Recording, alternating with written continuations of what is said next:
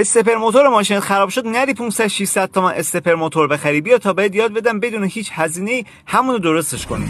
استپر موتور ماشین من کلکسیونی از ایرادات داره. گاز که میدم دور موتور با تأخیر برمیگرده، نوسان دور موتور، خاموش شدن، بد روشنی از علائم خرابیشه.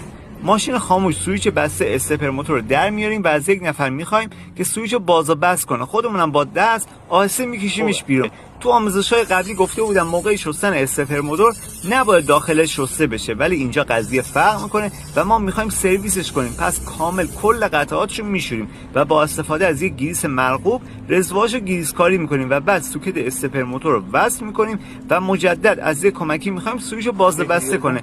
ولی برخلاف موقع درآوردن این بار همزمان با باز و بست سوئیچ مغزی استپر موتور رو فشار میدیم تا کامل بره داخل.